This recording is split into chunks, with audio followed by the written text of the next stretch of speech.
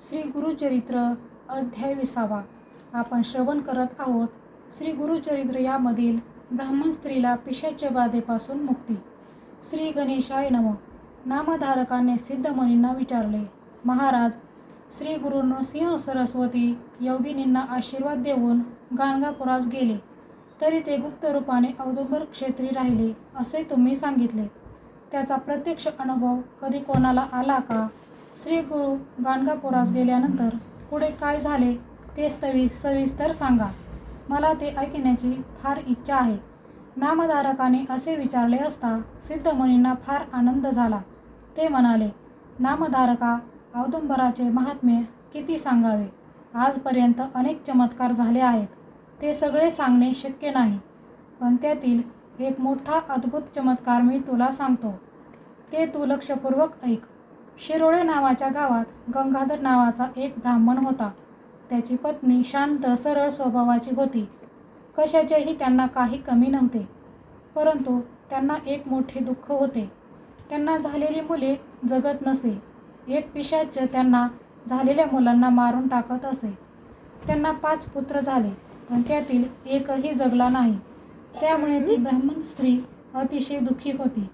मुले जगावीत म्हणून त्या दोघांनी अनेक नवसायास केले, व्रत उपवास केले, अनेक देवतांची आराधना केली, पण कशाचाही काहीही उपयोग झाला नाही. त्यामुळे ब्राह्मणाची पत्नी अतिशय उदास, निराश, दुःखी होती. आता यावर काय उपाय करावा? प्रत्येक वेळी मूल जन्मास आले की मरते. याचे कारण काय आणि यावर उपाय काय, असे गंगाधराच्या पत्नीने गावातील एका ब्राह्मणाला विचारले. त्या ब्राह्मणाने त्यावर बराच विचार केला. त्याने अंतर्ज्ञानाने सर्व काही ओळखले. मग तो तिला म्हणाला, तुझे पूर्वजन्मातील कर्मच या दुर्भाग्याला कारण आहे. पूर्वजन्मी तू शौनक गोत्रातील एका ब्राह्मणाकडून ऋण घेतले होतेस. त्याचे कर्ज तू फेडले नाहीस.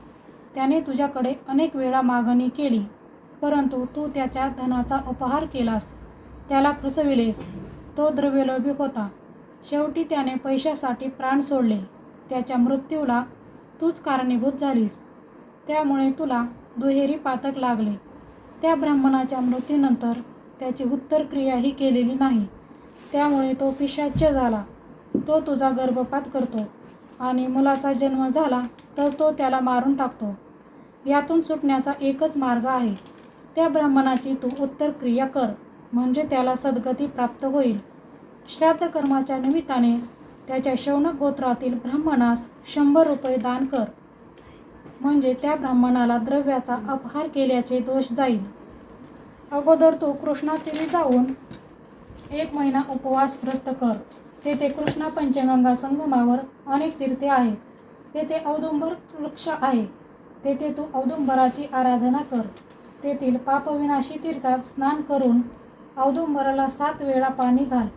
श्री गुरूंच्या चरणांवर अभिषेक करून यथासांग पूजा कर. असे 1 महिनाभर कर. तेथे श्री गुरु नृसिंह सरस्वतींचे वास्तव्य आहे. मी सांगितले तसे केलेस की श्री नृसिंह सरस्वतींच्या कृपेने तू पापमुक्त होशील. तुला शतायुषी पुत्र होतील. ब्राह्मणाला 100 रुपये द्यायचे. ते नंतर ही सर्व कर्मे त्या ब्राह्मणाच्या प्रित्यर्थ करायची आहेत. यामुळेच तुझे सर्व दोष जातील. तुझ्याजवळ धन असेल तर धन नसेल तर तू चिंता करू नकोस. तू मनोभावे श्रीगुरूंची सेवा कर. ते कनवाळू आहेत. ते पापमुक्त करतील. हे ऐकून त्या ब्राह्मण स्त्रीचे समाधान झाले. मग ती औदुंबर क्षेत्री आली. तिथे तिने संगमात स्नान करून श्रीगुरूंची पूजा केली. औदुंबर वृक्षाला प्रदक्षिणा घातल्या.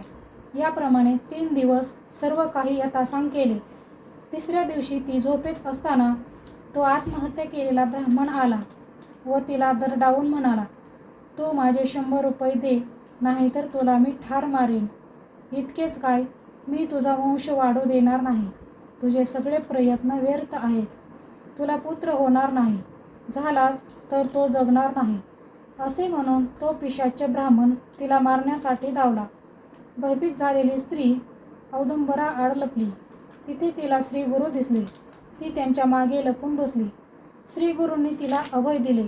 मग त्यांनी त्या पिशाच्य ब्राह्मणाला दरडावून विचारले, काय रे, तू या स्त्रीला कशासाठी मारतो आहेस? त्यावर पिशाच्य ब्राह्मण म्हणाला, स्वामी,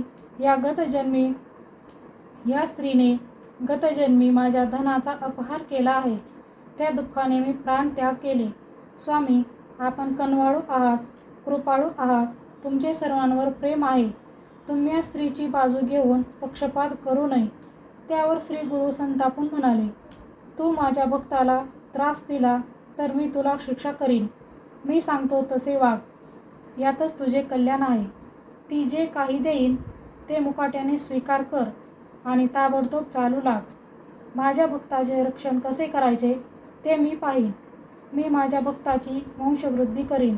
आता जर पुन्हा परत आलास तर मी तुला कडक शिक्षा करेन.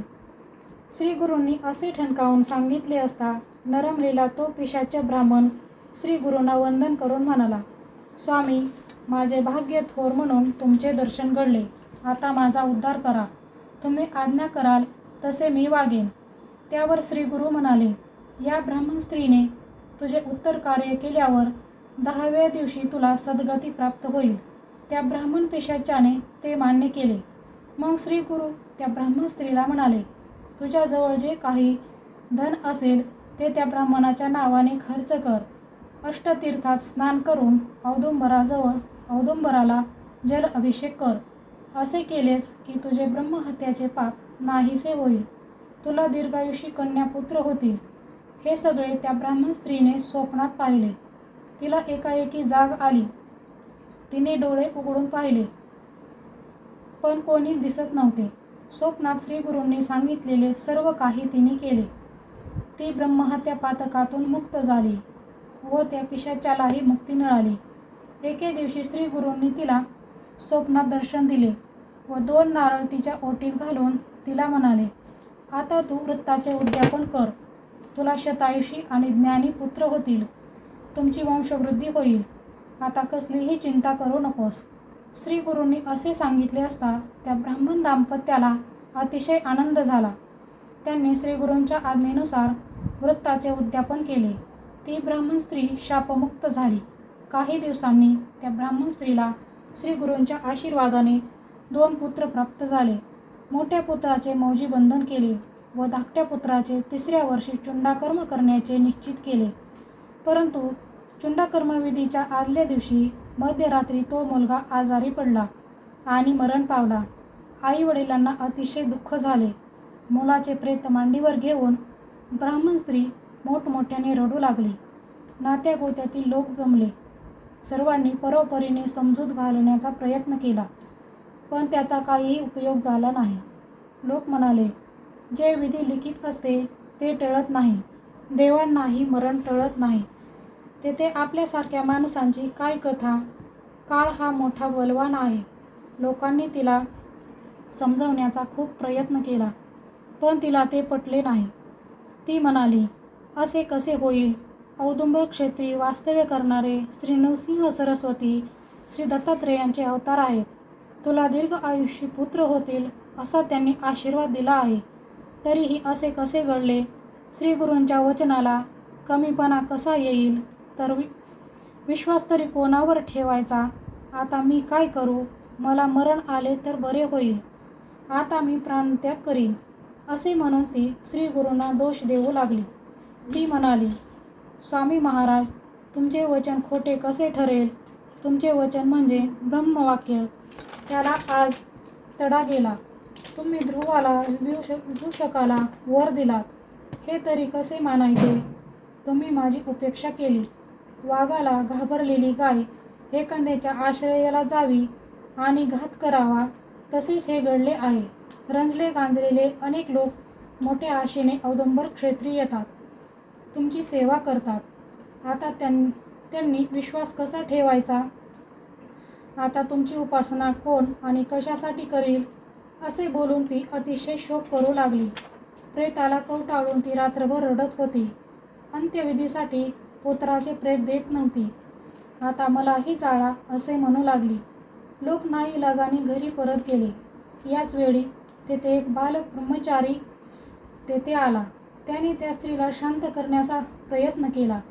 इतकी कथा सांगून सिद्धमुनी नामधारकाला म्हणाले, नामधारका, तो बालब्रह्मचारी म्हणजे मनुष्य रूप धारण केलेले श्री नृसिंह सरस्वती होते. त्यांनी त्या स्त्रीला शांत करण्यासाठी जो उपदेश केला मी तो तुला आज सांगतो. ग्रंथकार गंगाधर सरस्वती सांगतात, हे श्री गुरुचरित्र भक्तिभावाने श्रवण पठण करणारा मनुष्य शतायुषी होईल. या ग्रंथाचे परमश्रद्धेने श्रवण करणाऱ्याला कोणतीही शारीरिक व्याधी होणार नाही. झाली असल्यास ती तात्काळ नाहीशी होईल. हे माझे शब्द माना. अशा रीतीने श्री गुरुचरित्रातील ब्राह्मण स्त्रीचे पिशाच्य बाधेपासून दूर केली. श्रोतेहो, अशा रीतीने गुरुचरित्रातील 20वा अध्याय येथे समाप्त होत आहे. तोपर्यंत श्री गुरुदेव दत्त. श्री स्वामी समर्थ.